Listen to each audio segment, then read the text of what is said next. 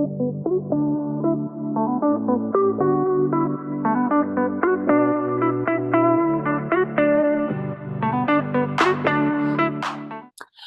my strong girlies, and welcome to the Strong Girl Shuffle podcast. Strong girl, strong girl, strong girl shuffle. Yeah. Yeah. Ooh, we got a new arm wave today. Little arm wiggle, get some motion in there. How's have you been? We haven't seen each other in 800 years because, we're very busy humans.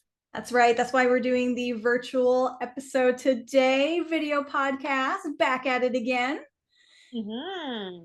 We are super excited because this is episode 15. We I are know.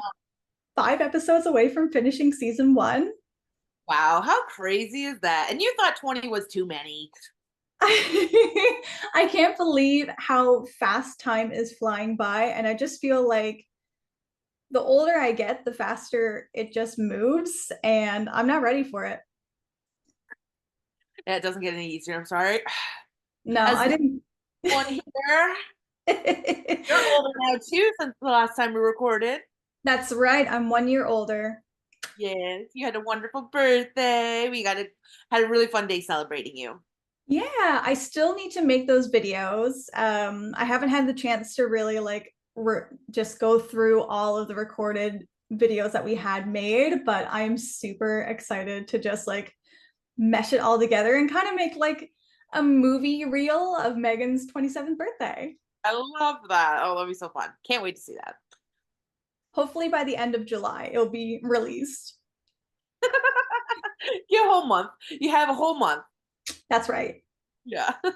Well, actually, you're running low. You're at the 13th already, halfway down the month. I know. Where's July going?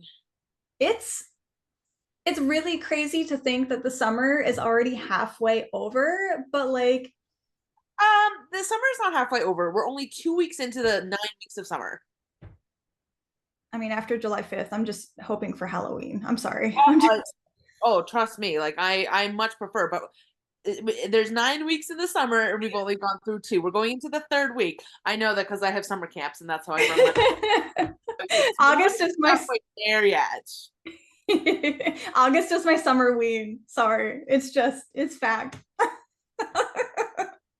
Yes, we have a really fun episode today. We're going to be recapping my competition with Strongest Woman in Canada Atlantic Qualifier, Beast from the East. And then we're going to be talking about my upcoming competition, which is this coming Saturday. Oh, I can't believe the fact that you and other strong men competitors can just jump back to back with just competitions. I would need to have a month of recovery. it's actually really only just a few days. Like I did do a workout last week, kind of getting back into our goals, I guess. So I did do a workout last night. It was the first workout, like heavy workout that I've done since the week before, where I did the strongest beast from the East, the qualifier. And so it was good, but I remember we were doing car deadlifts and we had it a bit heavier than what it's going to be for the competition, a little overloading. And Mhm. I was tired. I was tired. That minute felt like 5 minutes. Yeah. Yeah. But I actually always found the last week you're right now I'm going into a deload week. I have two more strongman um workouts before Saturday, but you're kind of just you've done everything you can. You can't get any stronger at this point. Like you either are or you are not. Yeah. You either can reach that peak or it's just going to fall from there. Not gonna be there. Yeah. Well, I'm super excited to see how your training regimen goes and how it helps you succeed into your next competition. But with your other goals, how are they going? How's your water intake, your nutrition? Water intake and nutrition have been shit. That's just for real. Food, just because my work schedule changed, and so now I'm working really early. And the first week I was great. I was really on top of things. Had my meal prep, but this past week I did not have my meal prep. And so I was eating a lot of takeout. Probably why I wasn't feeling the best the last few days. Mhm. Um, Water has definitely been a bit more of a struggle. It's so hot and I just forget to drink it. And and like it's so hot. Like yesterday I was at the park all day and I drank one of these. It's so easy to do, especially like I find myself, and you and I, we've had these discussions outside of podcast, but for our listeners or our users, drinking water in heat and hot weather, it just, I don't know, it tastes different. It doesn't feel good. I don't like it. I don't like drinking water when I'm hot because I'm already uncomfortable. And then like that action just makes it worse. Yeah, it definitely can. And I know for me, it's the more of like I get doing stuff and like I work with kids and I make sure the kids drink water and I'll get them to like I know yesterday I called a water break and everyone and then before even all the kids were over, kids were already running back to the playground. I'm like, no, it's a 5 minute break where you're getting water, you're sitting in the shade, and then I realized I didn't take that break. I didn't get the water. Oh, Do as I say, not as I do. yeah, bit of a hypocrite, but that's gotta do sometimes. Yeah, but it seems like you're walking, doing a little bit more like physical exercising, like active exercising. Yeah, I would definitely say like summer camp always is. But like I'm not it's more yeah, active exercise would be a good way. More like walking to the parks, playing soccer, playing games with the kids, on my feet more. Like I haven't Yeah. done any office work. So it's like more of that compared to like a more traditional workout. Yeah, which is really good because that was on your list of things to do is to go out and walk a little bit more and to read a little bit more. So it seems like you're doing really good for that. I'm doing all right. What about yourself? For me, I had my goals for like walking daily, my water intake, and just eating healthy. So water intake is actually dropped a little bit just because, like you said, like you mentioned, it's a little bit tricky trying to drink water when it's hot, and you would think that it would be the opposite scenario, but it isn't. Um, so my water intake isn't that great. I probably get 2 glasses a day, which is where I was before. So we're kind of pushing ourselves a little bit more to drink. Yeah. And then the walking daily, it's a 50-50. So I'm not walking every day just because the weather here has been a little bit wonky. But for the most part, I am still staying active, just like Yeah. my boy. I don't think I've shown my boys on this episode on these episodes. Here we go. Oh, these ones. Hello, mister. Hi, Butters. Beauty. My water intake has been going great. Perfect. And I've been super active. Look at How's him. your beauty? Look at the little pooch. Anyways. Yeah, water intake has not been going great.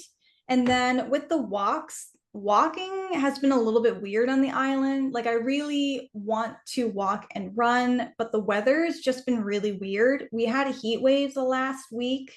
Then we had rain for like a whole week.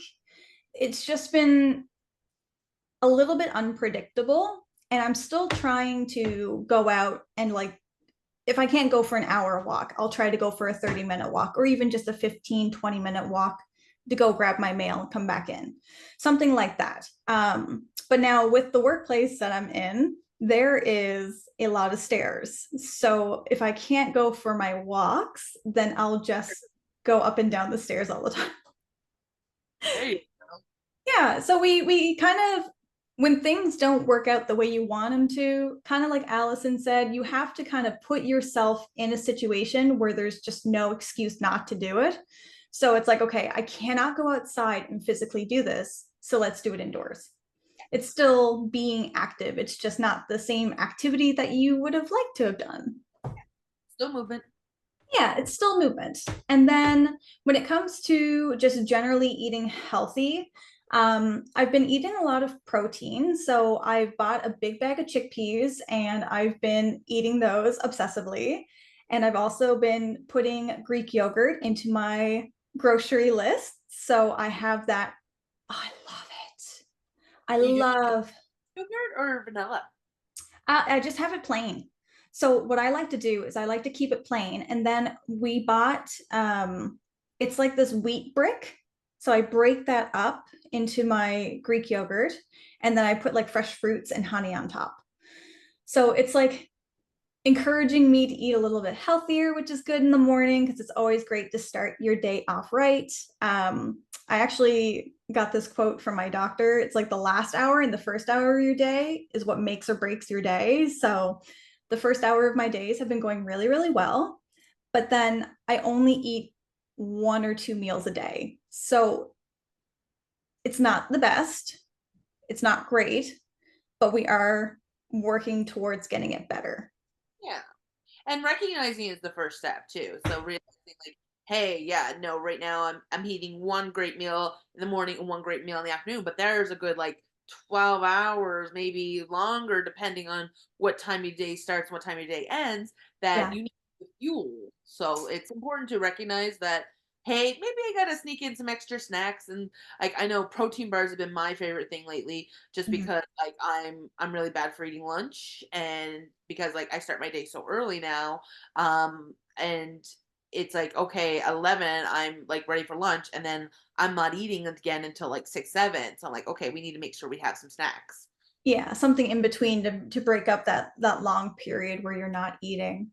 For Yeah. me, right now, I'm on a new medication, so everything tastes like paste, and it's not good. It's not fun, but I'm adjusting. So like I understand that this isn't going to happen all the time, but it just yeah, I'm like eating chalk. It's gross. That's not fun. Food's It's supposed it, to be fun. It's not. And the best part about it is like I talked to my mom-in-law because I had to show her the pictures that she gave my partner and I for my birthday to like make up. So I was showing her that and she's got COVID.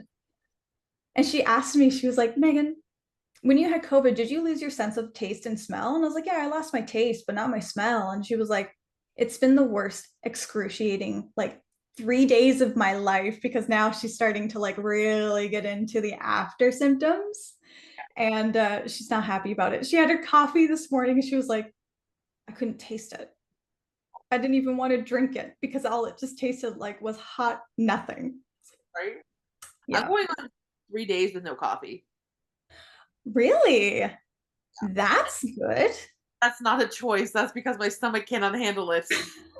I'm scared. But Your, I'm going caffeine withdrawals for sure. oh, your body's making that choice for you. Yeah, it's not a choice I wanted.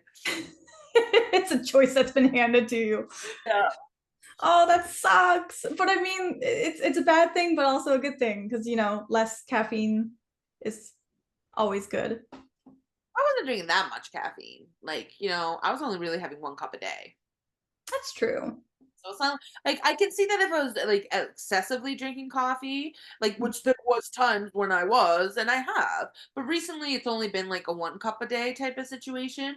Yeah. So like even before this, I had to actually I put some pre-workout in my water because I'm like I literally took a nap before this. I need some energy. You need the electrolytes. Yeah. Excuse me, I'm burping. So what tarot deck are we going to be playing with today? Ooh, I'm glad you asked. We are going to use my Spirit Song Tarot. It's the first tarot deck that we purchased together.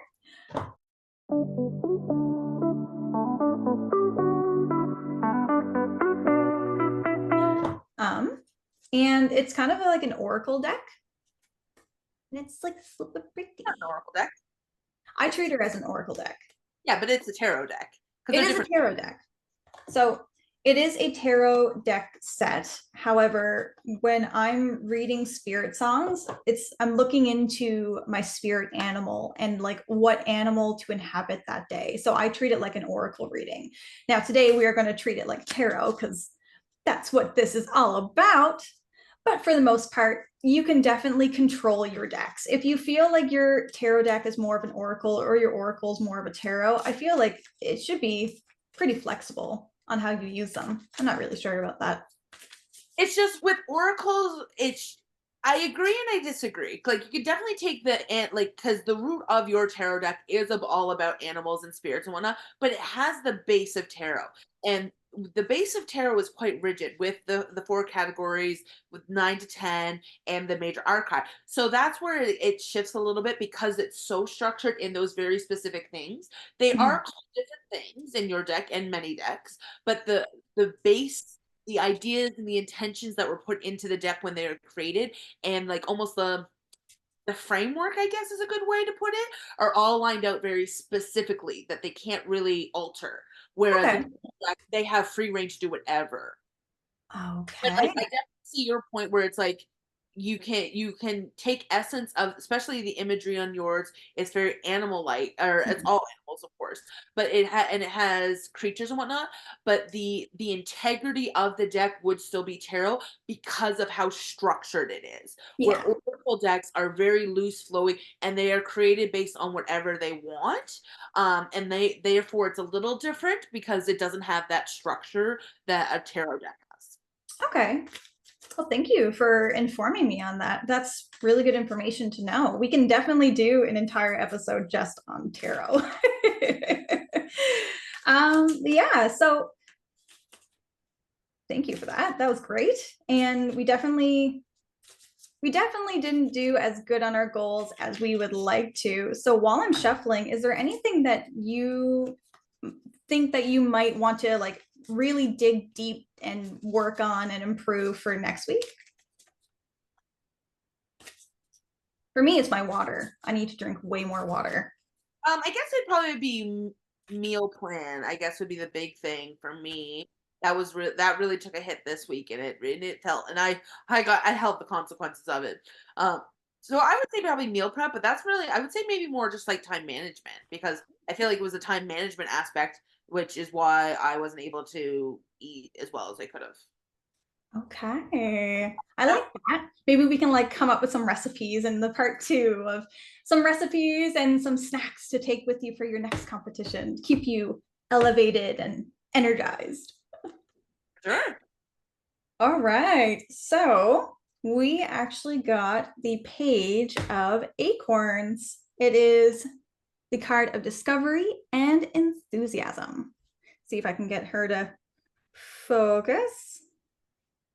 I'm going to look it up here because I have it digitally. Yeah. And I can give a little description while you're doing that. So this is a monkey.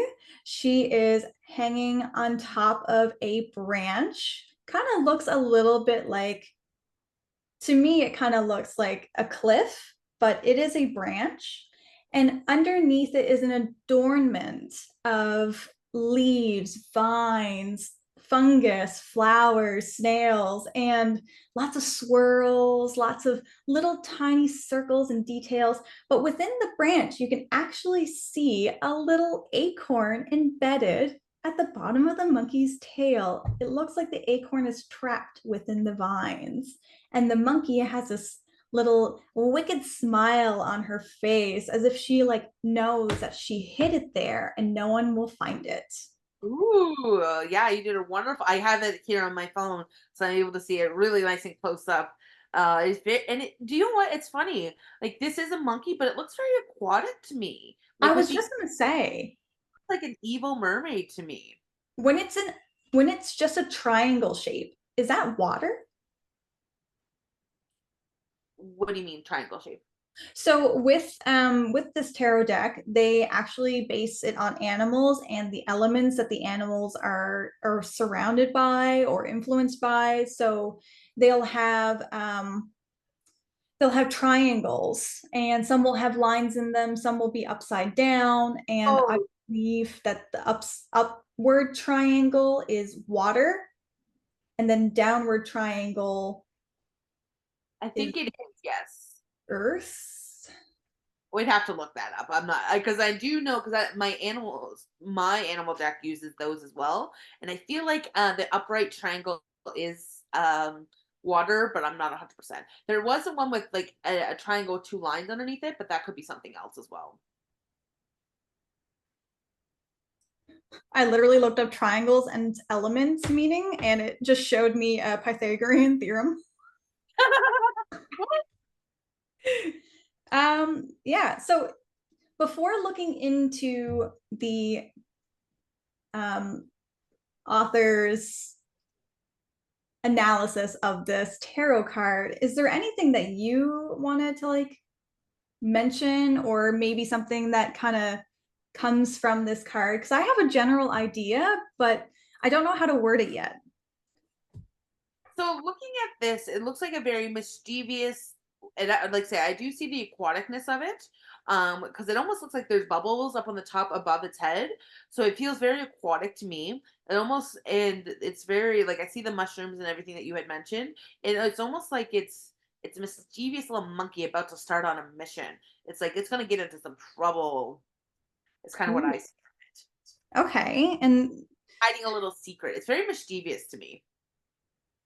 I agree. It definitely is mischievous. And I just like, I don't know what the message is really entailing. Cause, like, for me, I kind of see this as being like, it says Page of Acorns, discovery, enthusiasm. It's kind of just being like, go back to your child self and just be a little bit more sporadic, be a little bit more free, be wild, let your inner child come out a little bit more. She kind of just, I keep calling her, I keep calling it a she, but the monkey is just, to me, I always think of like fun, mischievous, playful, trickster. It's kind of giving the element of just being like, stop being so serious and putting yourself down because you want to be mature and just be wild, just be crazy for, I can see that. yeah. And then I looked into the triangles. So the elemental symbols is what they're called. The upward triangle, like this, is the fire sign. The Fire. downward triangle is water. So I had it upside down. And then the earth sign is upside down with a line through it. And then air is upwards with a line through it. Yeah. So Good to know. Thank you. whew. So, this card could also be reflecting someone in your life that's a fire sign. Maybe it's telling you to unwind and relax a little bit. Maybe this fire sign is trying to connect with you. Maybe she's trying to speak with you. Maybe he's trying to speak with you, and you're a little bit guarded. You want to keep your acorn, you want to protect it. And this card's trying to tell you, like, have a little fun, be a little mischievous. Yeah, definitely. And so was this card upright or reversed? She was upright. Right. So traditionally titled the page, but some modern decks call it the princess. This Oh, type is a type of a unique individual, non-confrontational, and something of a bohemian personality. Definitely an independent by nature. He or she requires little. Just page usually represents people like page, knight, king, queen. Usually represent people, but not always. So that's why they're referring to it as like a specific person compared to a meaning. yeah, that's what I was thinking too. So that's Um, good. Yeah. So he or she requires little in the ways of affirmation or approval. Perhaps mischievous makers, we both sum up. Mhm. Often an introvert or often an introvert. The energy represents this card will only serve others until he or she figures out how the other them.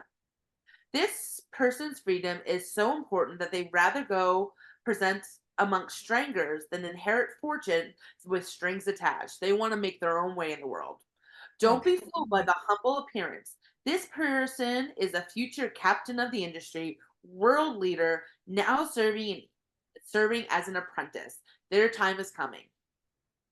These people are sometimes seen as planted a staff, like a flagpole on the earth, in the far off wilderness, where they can be start fresh, away from others without compromise. What do you think this card means in the wild? So one other thing I wanted to mention that because I was reading here about what it talks about, it talked about like I'm gonna scroll down because it goes into this article is pretty neat because it talks about like a career aspect, a love aspect, and Yeah. then active aspect, but the yes and no aspect I was reading earlier sounded pretty interesting. Ooh.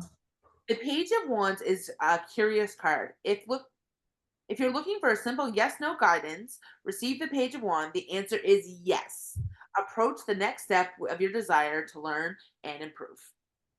Oh, okay. I'm trying to think back to what we were talking about before this card flipped out, because you and I were talking about tarot and we were talking about making a podcast episode just on tarot. And then we got into the discussion of, um, we got into another discussion, but I can't remember what it was. Well, we, So we this talked is, about what our goals for next week are and how yeah. we want to get back on track.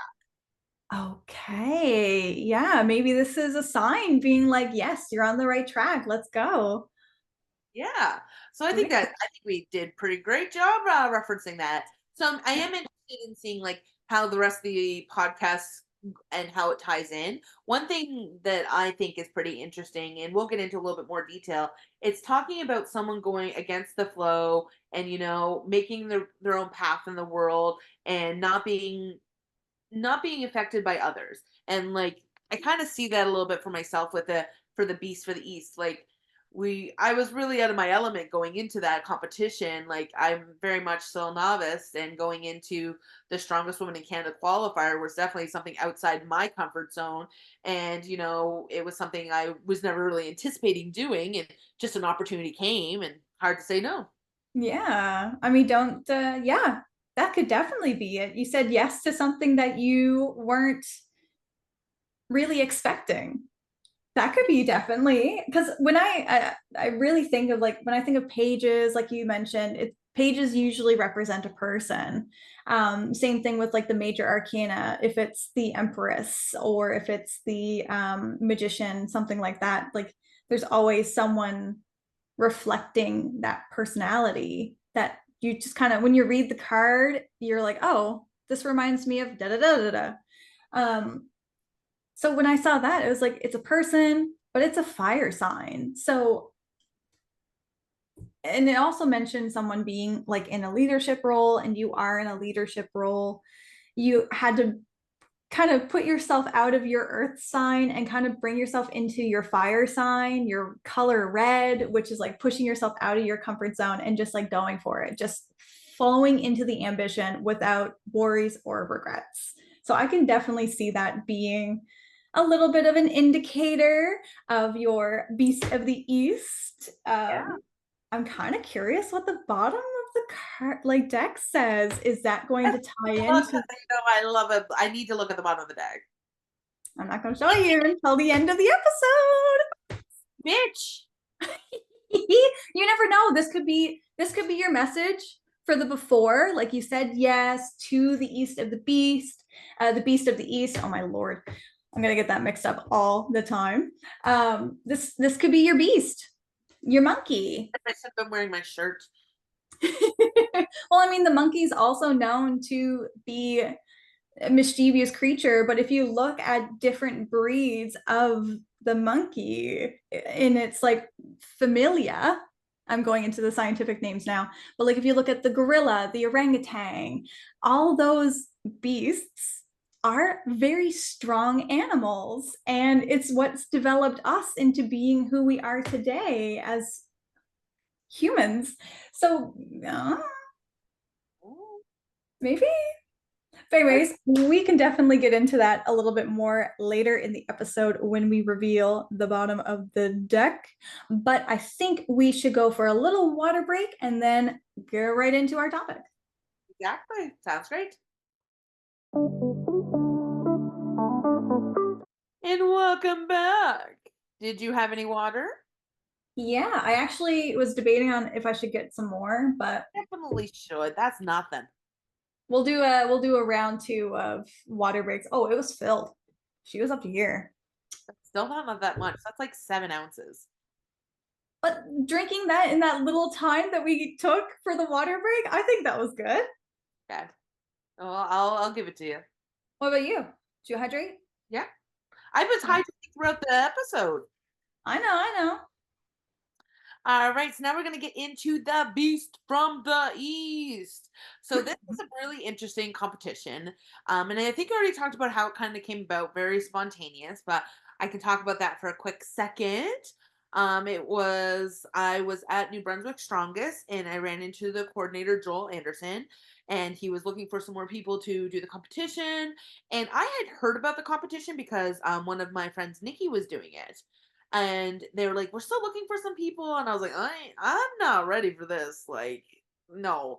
And they were like, "Well, there's actually a lot of people who've never even done strongman doing it." So they're like, "I think you'll be okay." And so, and then it was one of those things. It was I I didn't have time to think about it, which is a good thing because I was just signed up for it. Um, Mhm. and so that was in Fredericton, New Brunswick. And so what the qualifier is, it is for anyone in Atlantic Canada or it doesn't have to be. Anyone who would like to go into Strongest Woman in Canada has to qualify. And so they have competitions throughout Canada, like one in Atlantic, I think there's one in Ontario, one in the West.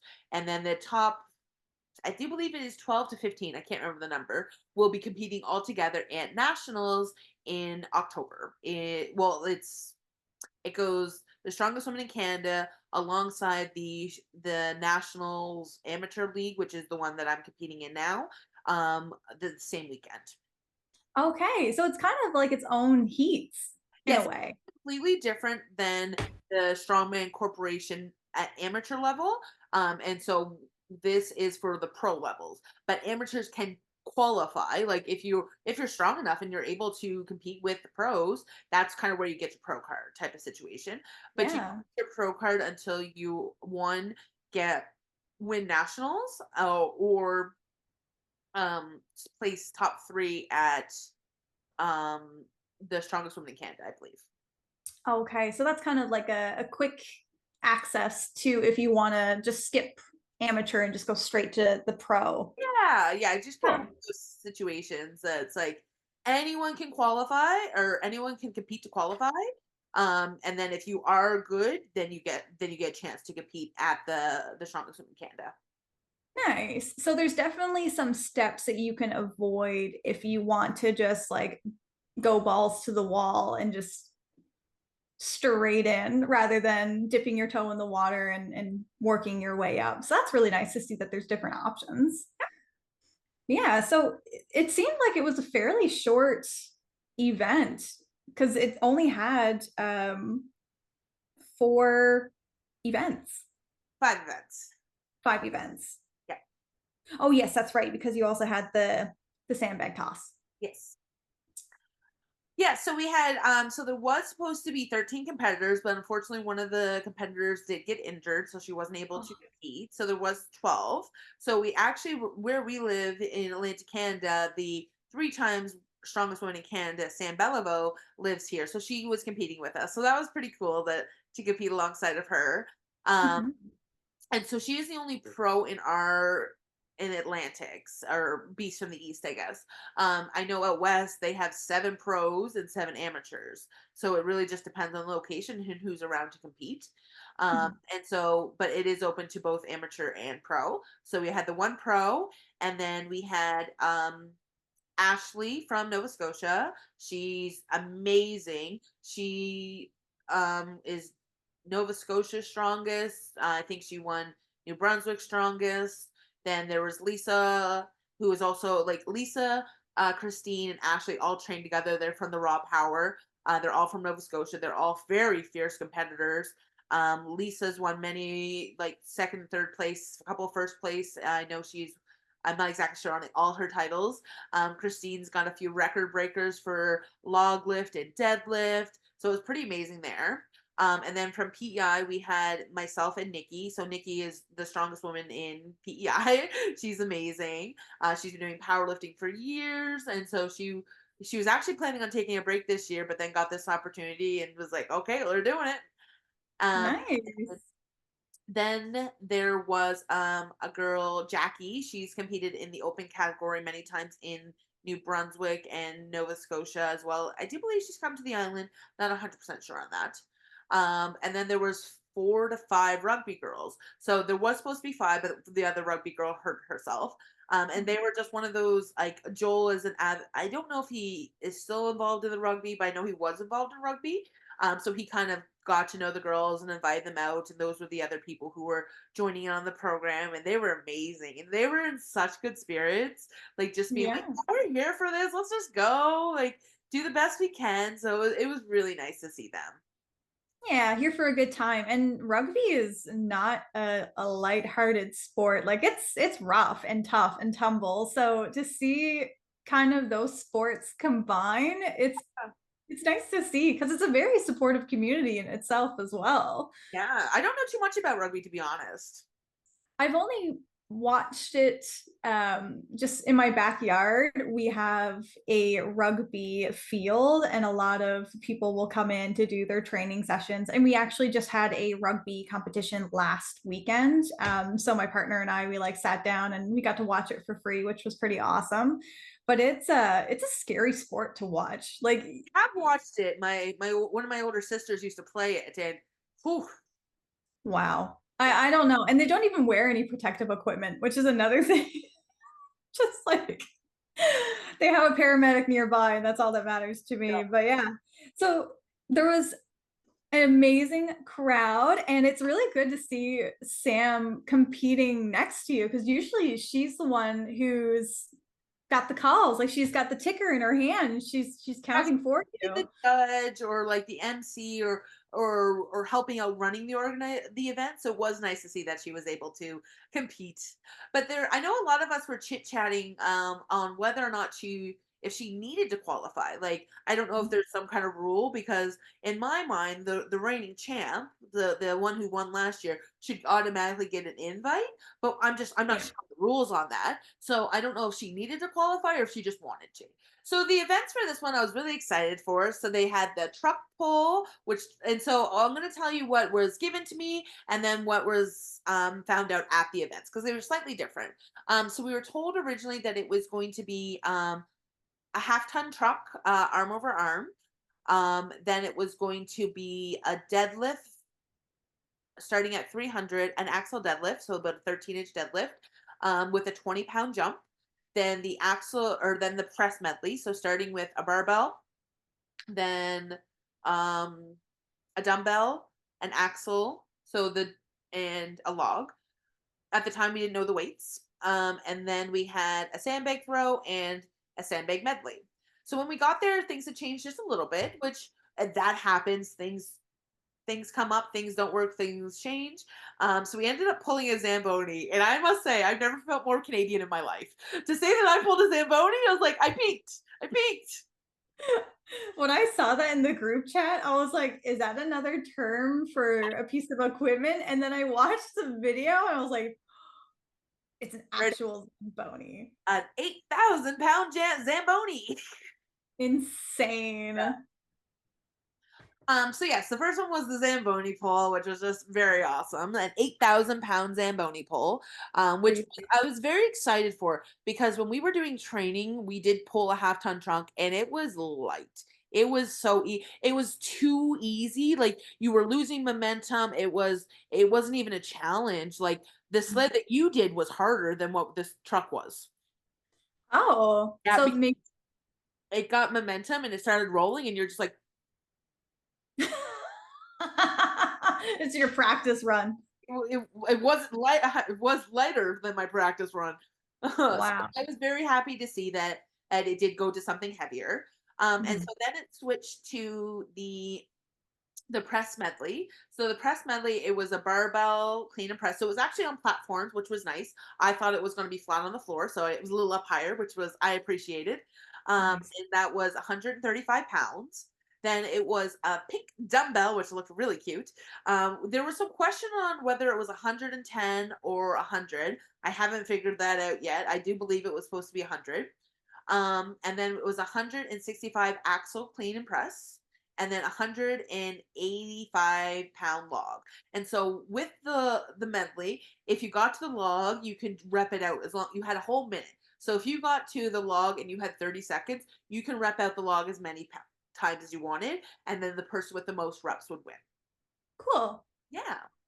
The deadlift. So after the overhead medley was the deadlift, and so it was the axle 13-inch deadlift. So they had originally said it was going to be 20-pound jumps. So to make it a little easier, it was actually 45-pound jumps, which was like, sorry, not 25. So basically, they started off at 300, then they put 20-pound weights on, took them off, put 45 pounds on to add in 25. So it's just the two weights going back and forth.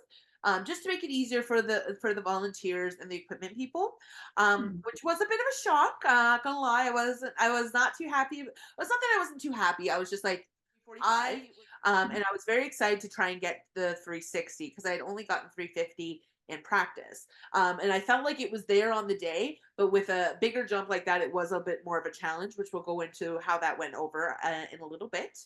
And then we had the sandbag throws, which was the same. It started at 20 pounds, 20 pounds, 30 pounds, 40 pounds over a 12-foot bar, which was the same. That was the exact same one as they said. And then we had a sandbag loading medley. So they didn't tell us really what it was. They just said it was sandbag medley. So it really could mean anything. And so it was kind of neat. They had four corners and they had a big square platform in the center. So it actually started at 100. Originally, they said it was going to be 150. So it was 100, 150, 200, 225. And so you had to get them up on the platform. And then but you had to make sure they all stayed on the platform. So say you put the 100 up and then you went around and you got the 200 up and you knocked over the 100, you're back down. So you had to make sure you put them on very strategically. Okay. It's really cool. But the platform was very high. I was like, oh, but we made it work. When I looked into the group chat, I noticed like the sandbag medley. I saw that it was like a little bit different from what was expected, and then I saw the video and I was like, oh, that's new because I've never seen it. I've seen it put on a platform, but like I've seen it put on a high platform and then you like walk away from it, you do another event. But I've never seen it where you have to kind of like balance everything. So that was really interesting.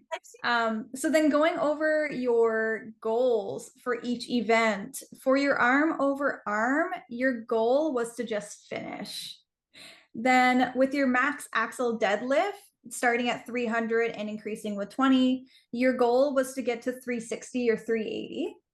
Then with the overhead medley, your goal was 135 and try 100-pound circus dumbbell. So they didn't actually have the circus dumbbell there, did they? That was dumbbell. Okay. And then for the sandbag medley, your goal was to get to 150. And then that was really all that was written. And the sandbag, I also had just the sandbag was to get the first one over, and then everything else was a bonus. Yeah, because you didn't know at the time what the sandbag was going to be until you actually got there. And then with the sandbag throw, it was 12 feet, and you were hoping to get 25 pounds over. So then getting into it, do you want to start with the Zamboni and end with the throws? Well, the first thing we got to start off with is we do a random draw to find out the order.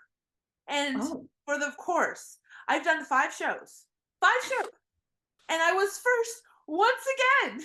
I was just like, there's 12 people here.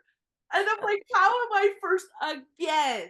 But it was so funny. And it was kind of a running joke because there was another girl named Allison as well. And she got 10 and I got 1. I was like, oh, but they wrote down her as 1 and me as 10. And then, oh, that's fine. We'll switch. I meant to be a 0. So it was a funny little joke there. I love that. There's always another Allison. There seemed to be, yeah. Growing up, there was never another Allison, and now there's always at least one of us. There's always a strong man, apparently. Yeah. So I was the first to go up for the Zamboni, and so we had rolled there wasn't much warm up equipment. I must say that was one thing that I kind of wish there was a little bit of stuff there. Like we did your normal stretching, and you had some bands and whatnot, but there really wasn't anything to like warm up. So we did pull the truck a little bit just to kind of get our footing in, or sorry, the Zamboni first. So I went up first and like I got it moving. And with the Zamboni, it did definitely didn't keep rolling like the truck did. So you got it going and you had to so with the Zamboni, or sorry, with arm over arm, it's a lot of you put your legs up straight because you're sitting on your butt, and then you pull straight back and you use your body weight and climb up, pull back. So it's a lot of core, abs, and arms. It's a really full body workout. So I was doing well, got it going, and towards the end, I had to really use the leg drive. Like I would have to like. There's a video of me and I'm pulling back and I'm like leaning all the way back, and then my legs start to press. It was kind of like a disjointed thing. So I Mhm. finished that in 57 seconds. So I finished it with 3 seconds to spare. I think that's absolutely incredible considering it's a 8,000 pound machine and you got it over the line in less than a minute. Like, that's insane. Yeah. So no, I don't see. I'm not 100% sure on all my placings. I think there was.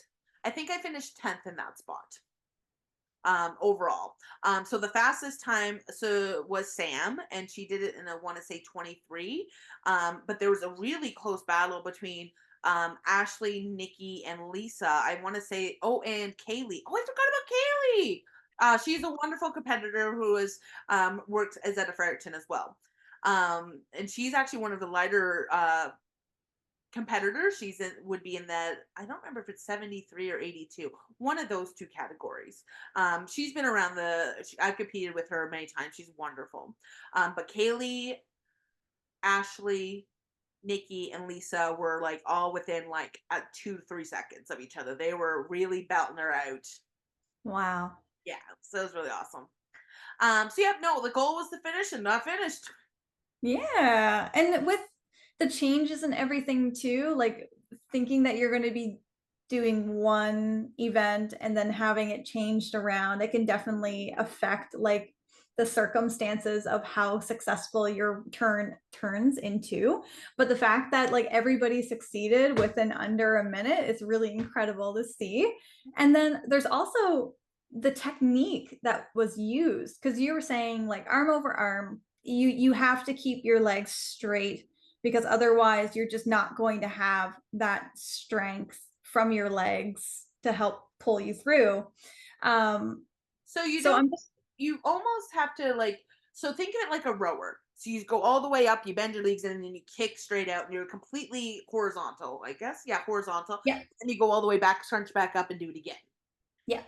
So I was kind of wondering, you mentioned earlier about um your technique. Was there anything that you had to change during when you realized it's like, oh, my legs are kind of like lifting up? Was there anything that you changed to help improve your technique to like make sure that everything was running smoothly? So originally when I had been practicing it, we had done it so it was use one, two or three big pulls to get it going, and then I wasn't doing the big long pulls. Um, to keep it going. I was more arm over arm, still using that move, but basically just sliding my butt back and using my arms. But towards the end, I really had to go back and start leaning all the way back and going up. So I had to really start extending myself. Mhm. So it was a little different than I had anticipated that way because at first I thought I was only going to need those big long pulls to begin with, and then but I did have to do them at the end. So it was kind of like a sandwich. Yeah, and it's kind of good that you caught that in the moment because if you kept going the way that you were going, would it kind of like roll back? It wouldn't have rolled back, but I don't think I would have finished. Yeah, awesome. And then going into your next event. So it was the overhead press. So I felt very confident with the 135 barbell press, clean and press. I've been doing that for a while. So I did have. So one thing I mentioned is I did have a lot of gear on for that particular event because I had both elbow sleeves and a belt on. That was for the dumbbell because I had not gotten the dumbbell, and I was very much like, if I was going to get it, I need all the support I could have type of situation. So I was really all done up to try and get the dumbbell. So I looked kind of funny, and so I ended up getting the barbell to my chest, and I strict pressed it. So basically, not using any of my legs. And I was able to do that pretty fast, actually. I was in the top 5 for that, and I finished it in 6 seconds. Yeah, you did. And then I did get the dumbbell to my shoulder. I tried to press it twice, but it was not going up. Yeah. Like, that was a Was big, because the most I had ever done in practice was 75. And that was, and it's a very technical lift. And like, it's one arm overhead, right? Yeah. So I wasn't surprised that I didn't get it. I would have been ecstatic if I did, but I wasn't sure if I was going to. So would you consider that to be the one aspect of the medley that was the most challenging, or was there something else that kind of like surprised you to be a bit more challenging than you expected? So because I didn't get the dumbbell, I didn't get to try the rest of the items.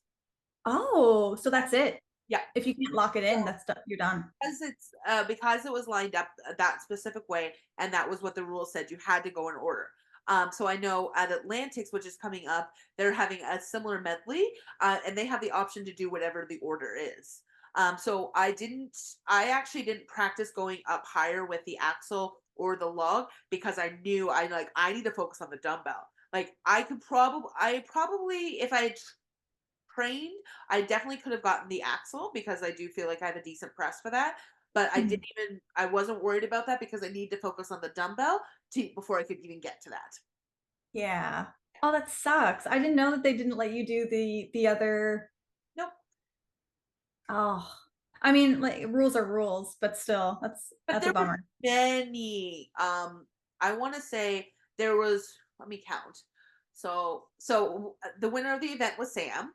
And the second place was Ashley. She completed all implements and did 3 reps on the log. Then Nice. was Nikki in third. She got the dumbbell, which was very impressive for her, and the axle was beautiful. Um, Mhm.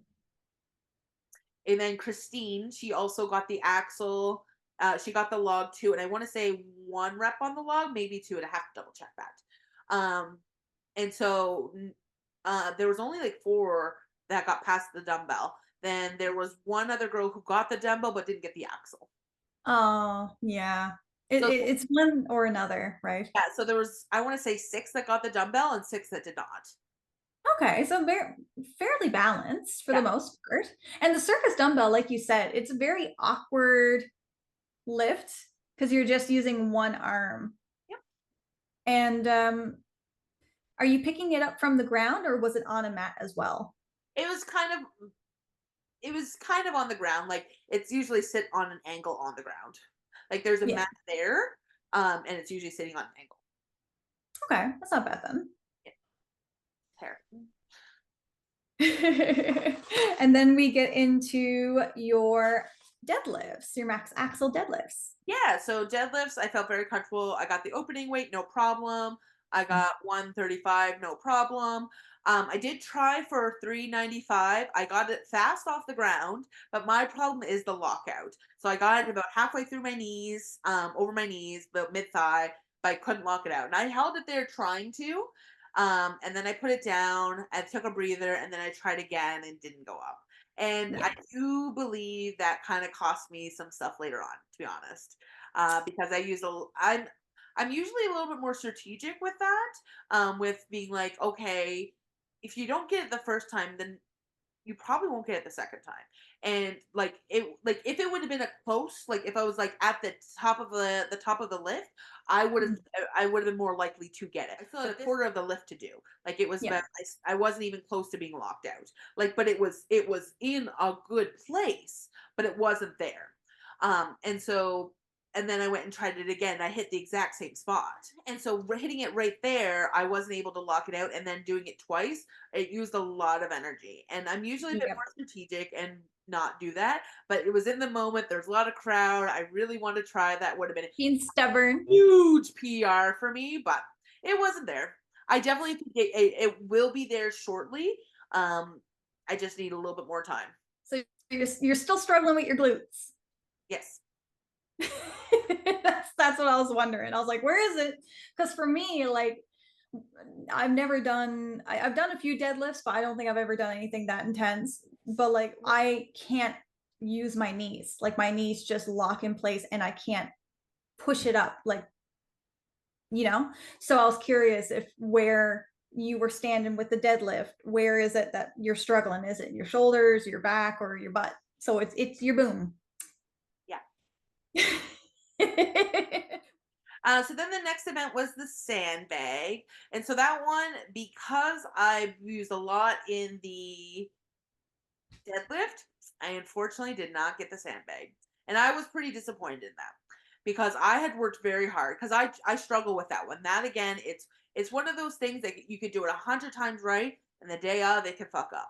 And like that's it's just one of those ones. And so I didn't get it, but I do after hindsight looking back, I do think especially because sandbag toss is a lot of hip thrust and glute activation. I think I used a little bit too much on that second deadlift pull, and Yeah. then I needed to get it over. Like I was very close to the top, but I wasn't able to get it. And there's so much science behind it too, like where you are, how much give you get, and the amount of weight that is with the sandbag, because the weight distribution also has a factor on whether or not it's going to go up or not.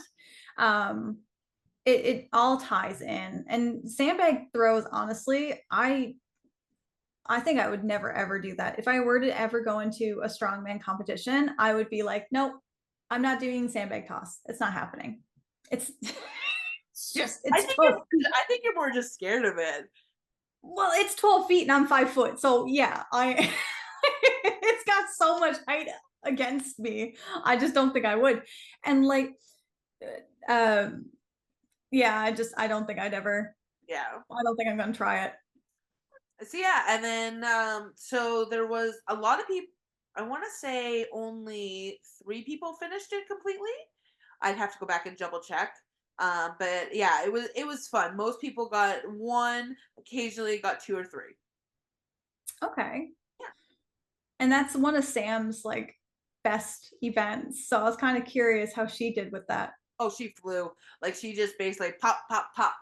Yeah, Like I not want 19 seconds, something like that. wow.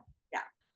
That's insane. I remember seeing her in Britain's comp and just seeing her do the sandbag toss there, and it just kind of solidified the fact that I'm not ever going to do sandbag toss. And then going into the medley, I know it was kind of an unexpected turn. You weren't expecting it to be an actual like turntable kind of aspect where you have to balance it. So, can you walk us through that experience? So that one it did. So I got the first bag, no problem, and then I got the 150, and then I started actually walking backwards with it, and then because I picked it up and I started stepping backward, so I did lose my balance, and I had to repick it, and so I only made it about halfway down the course, and then it went to measuring. So I was a little disappointed in that. I think I really got into my head after the sandbags. I want to say mentally, it really like I was down after that sandbag to throw, and I do think it kind of got into my head of like, why am I here type of situation during the sandbags. And it kind of showed because like I've gotten the 150 sandbag many times. And like I was tired. It was a fast show. But I think that was more of a mental aspect than anything. Yeah. Yeah, but it's okay. I'm happy with how it overall went. The fact that you still did it is Yep. really show for your character. And quite frankly, That's like good. And with the thing was like it was based on distance. So I kept on picking it up and I kept on throwing it further ahead to get as much distance as I could. But I yeah, definitely could have done better and I'll be making up for it this weekend. that's right. All right. So I have a few questions with regards to your training. And maybe we can ask those questions before we get into the finalists, like who got first, second, and third place. So the first question is what event were you most proud of accomplishing? The Zamboni pull, I definitely think was the one I'm the most proud of, because that was something I had never done before, and I was excited to try and see how I did. How did it feel competing next to some of the strongest women in Canada? It was pretty awesome, I must say, because I know I had been questioning doing the open category many times, and like the strong women that I were competing with were there, and like I for the first 3 events I definitely held my own. I was definitely there with them, so I felt it definitely was a confidence boost for the first three events, realizing that if I really wanted to and put my mind to it, I definitely can be in that open category, which is something I had been questioning. Yeah, it's always good to see where you're at, especially next to the best, like knowing that you can kind of keep up with them, even though it, sometimes they're a little bit up here and you're a little bit here. That doesn't mean that you're not going to reach there eventually over time. So it's really nice to see that. And did you make any changes with your training routine leading up to the competition or like to the events? No, I don't think so because like I'd already been doing training Tuesdays, Fridays, and Sundays, so it really wasn't any. It was more specific to that competition, but I wouldn't say the training was any different. All right, so now we're going to talk about how everyone did. Where's our standings? So we had I don't know where everyone stood, so I just know where a few people were throughout. So of course Sam Belliveau, our pro, was a clean sweep, full 60 points. Um, Yeah. I think that 66 points, I guess it would be whatever the points was. She won all the events. That was not a surprise. Like say, she is a pro.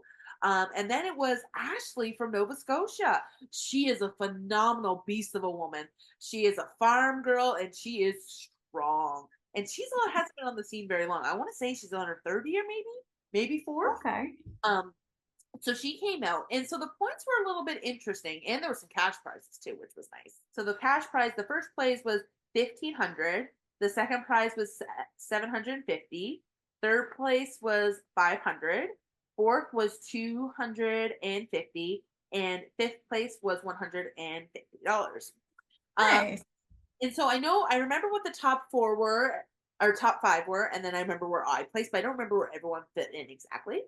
Mhm. So Ashley came in second, and then it was a really close battle between third and fourth. It was a half a point difference. Wow. It was between Lisa and Nikki here on the island, and Lisa came out ahead by just that hair of a half a point. And so being good friends with Nikki, we talked she did really well. She did a running dive with that sandbag to get it in the exact same place as Nikki, or sorry, as Lisa, but Yeah. Lisa had done it just a bit faster to get it to that original point that she Oh, that she got that half point ahead. So that's crazy. oh, this is really amazing. And Lisa is such a wonderful person too. Like she's so nice, and it was really nice. Her whole family was there, and like as soon as she got her sandbag tosses, like her boys ran over to her, and like we're all like the rugby girls, like I'm not crying, you're crying. It was so it was very sweet. Oh, And then so fourth was Nikki, who did absolutely amazing. She was so impressive with her axle or with her dumbbell and her axle. Like she had just gotten the axle in training one like I want to say 2 weeks before, and it took her a little bit more time to get it up. But the day of, it boom went right up, and her yeah. axle was amazing. Like she did so well. And then it was Christine who finished in fifth. And then Kaylee, I do believe, finished in sixth, but I'm not 100% sure.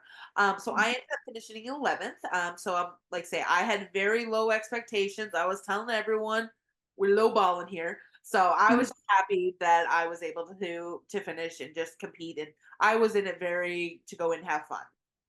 Yeah, and like that's kind of where you have to be when it goes into the qualifiers. It was something that was kind of a spur of the moment decision.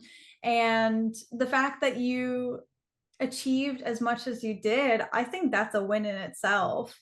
I still remember when you were struggling with the 150 sandbag and the fact that you can lift that up now, no problem. Like there's I definitely would progress. say no problem. Like say, I had just gotten the 150 sandbag. I went for the first time in April, and the 150 sandbag is new.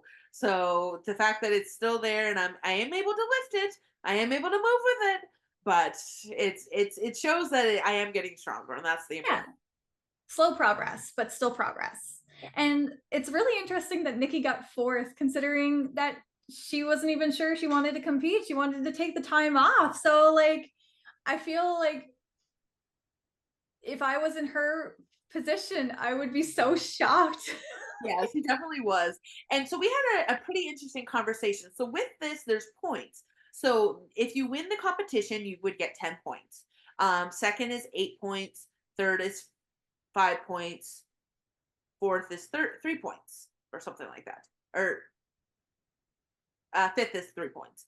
But it Oh, was a little bit interesting. So I think because Sam automatically qualified or is the reigning champ, she did not have any points. So Ashley got an automatic invite to the strongest woman in Canada. And nice. got 10 points. So it really just depends on how everyone else does within the realm of the qualifiers. I'm still a little fuzzy on how those points work. We'll have to maybe see about doing a little bit more research when it gets closer to strongest woman in Canada, so we can talk about that. Mhm. Um, and so Nikki's a little. So we think Nikki has 8 points out of the possibility. And we were having a pretty interesting chit chat about whether or not how it would go. Like, so Ashley now has the choice because she's going to be qualifying at Atlantics in a few weeks. And so I guess now she has a choice to do the amateur level and potentially win the category to get a pro card, or to just skip that step and go right into the strongest woman in Canada. So, Wow. like I know Nikki's starting to feel like she's kind of getting done with the sport or want to take a break. And Mhm. so I'm interested to see like how it all plays out. Like, is Ashley going to go and do the strongest woman in Canada? Because if say Ashley turns down the spot, maybe Nikki can go up and do that. Because I know Nikki's starting to maybe not feel like she wants to do it anymore. So I'm like, Mhm. it's kind of interesting. Would you rather go out saying, "Hey, I won my national category," and got my pro card, or to say that you competed against the top 10 or top whatever 10, 12 and strongest woman in Canada. So that's a really interesting conversation. And so I might see about getting Nikki if she wants to do a little interview. And once we get closer to the October, and see what her plan is for that. Yeah, I mean, that's a really big jump from like getting your pro card to actually working with the pros. Like, that's incredible and such a hard decision to make, especially if you are feeling a little bit doubtful of whether or not you want to take a break or keep going. Like, that's a It's big a decision to make. a very interesting conversation. So like, and like right now there's still a lot of Atlantics to go to. So that's where Atlantics is in Nova Scotia this year. And the top, I want to say it's the top five from each weight category goes, but it depends on how many's in each category. So it's either top three or top five in each category goes to nationals. And then depending, so if say someone's invited to nationals but they can't go, it will go to the next person in order in the Atlantics. So I assume Okay. a lot of people from Atlantics, and so it's going to be so interesting. I'm very excited to see how that all plays out. I'm Um, curious to see the lineup. Yeah. yeah. So, like, say there's still the Atlantic competition to go, and there's still a little bit of wiggle room of where everyone's going to fit in and qualify and that sort of thing. And so it's going to be interesting to see from the girls that I know here, and who's going to go into the strongest woman in Canada versus going into the national amateur level. Yeah, and that's the same with the point system in with the strongest woman in Canada. So like say there's someone who has 10 points gets invited but declines it, then they go to the person who has 8 points. Okay. Good to And know. and I do believe that's the same with the nationals as well. Like if anyone you could get a national invite but not actually go to nationals. Like because it is an expensive, your own expense to get there. Like we're very lucky this year that it's right in New Brunswick, so it's right across the pond. But Mhm. last year it was in Winnipeg, and that's not an easy feat to get to, and it's an expense that some people just don't have. Yeah, of course. So I know like But a lot of the people that I train with are very excited that it's here and are very eager to try and make it to that level.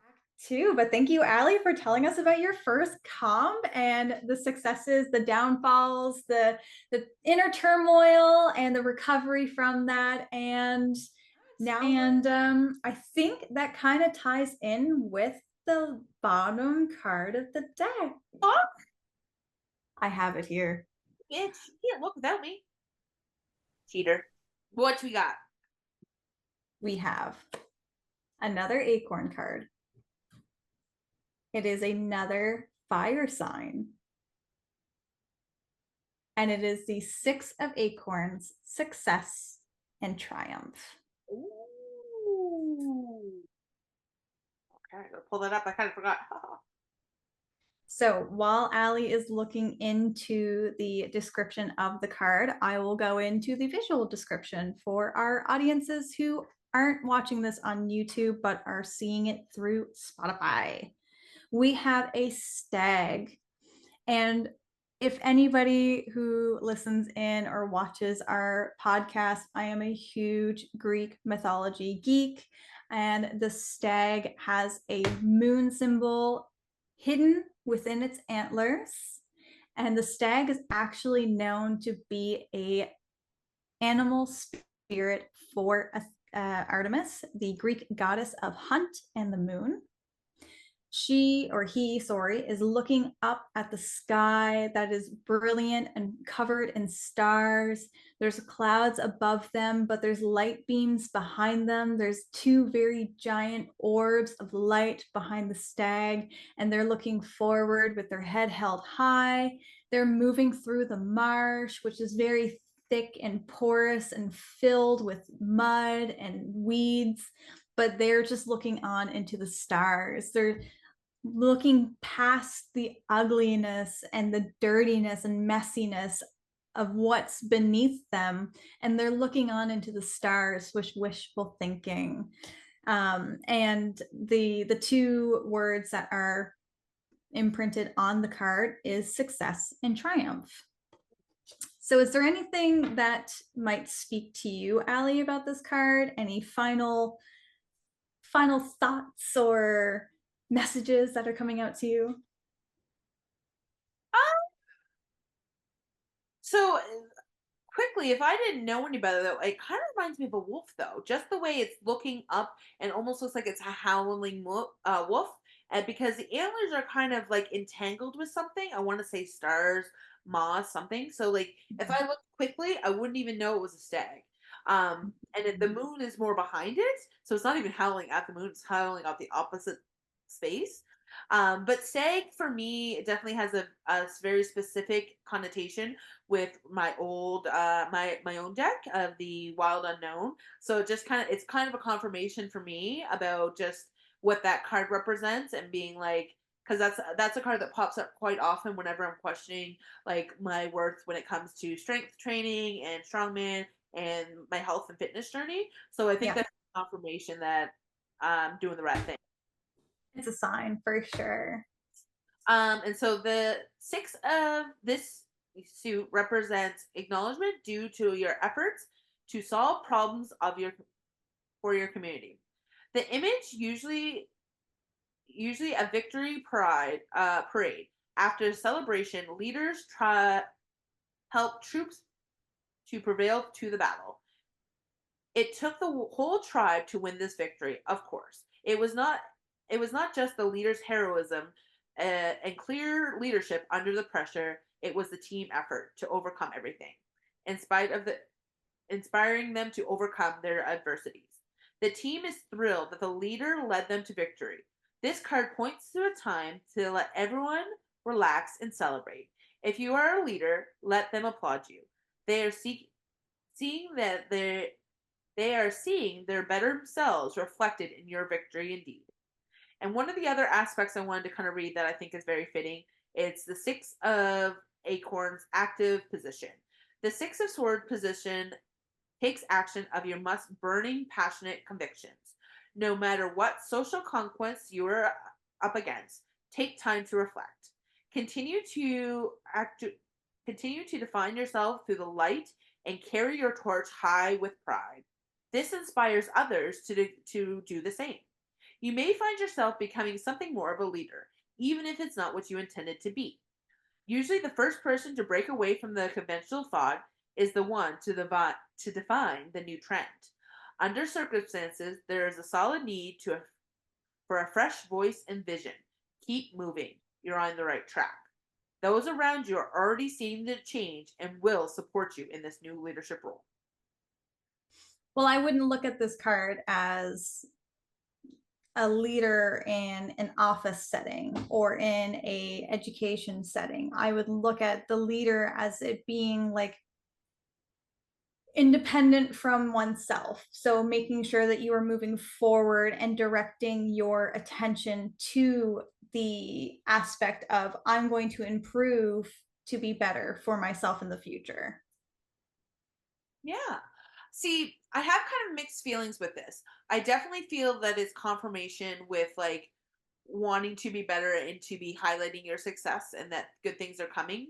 But I also feel like this is a completely different situation that's not really appropriate to be talking about on this podcast right now. But I do feel like that's more of a personal message for me, Okay. um, in regards to other aspects of my life that aren't related to this. I think this is I do get the confirmation with the stag and the imagery being like, yes, you're on the right track. But reading the message in from the book and the description, I feel like it's a completely different situation. Okay. So you don't find that it ties in with the page of acorns at all. There's like no connection. It's completely two different messages. I don't know if it's two completely different messages because they're both about leadership and um, taking that leadership aspect into ways, but Mhm. uh, the six specific talking about success, I don't think it's talking about my strongman career. I do think the first card was talking about the strength and leadership because leadership is in different forms and different. Yes. So I do think the first one was talking about strongman, pardon me, strongman leadership and my confidence and having fun with it. And I do think the imagery on the this card represents strongman and just kind of reassurance that I'm on the right track. But the definition that I just read, I think is a separate message, if that makes Yeah, sense. I do. I think so too. But they definitely tie into each other, but they tie into each other in two different ways. So it's kind of interesting with tarot. There's always a hidden message. You might not see it now, but then later on, when you're doing another pull, things have changed, things have happened, and you pull the same card again, you know that that message has been received. Yeah. So thank you for sharing that. That was really nice and lovely. No, it's not the easiest thing to share, but I'm very excited for your next competition. And hopefully I can take some time to go down there and watch you and support you. But in the meantime, if you guys want to support us and our channel, you can find us on Strong Girl Shuffle podcast on YouTube. You can also find us on Instagram and TikTok with SG Shuffle Podcast. Yeah. If you want to watch Allie and her strong woman journey, you can actually reach her on Instagram as well. Allie, do you want to do a nice little dirty plug? Yes, I am Allie underscore strong woman. I post some reels and videos about my competitions. I actually haven't done one for this one yet. It's been a busy week, haven't gotten around to it, but I will definitely be doing a couple of recaps here shortly, letting everyone know how I've done the last couple of competitions. Great. And if you by chance want to do a little bit more on the creative side with myself, you can find me at Handora underscore readings, where I show a little bit about my personal life and kind of do a little bit more creative art stuff on my channel. I won't go into it too much, but if you guys want to know exactly what I do on that channel, you can watch our last episode where we had a guest speaker, Allison St. Pierre. We go into all of that fun stuff with her.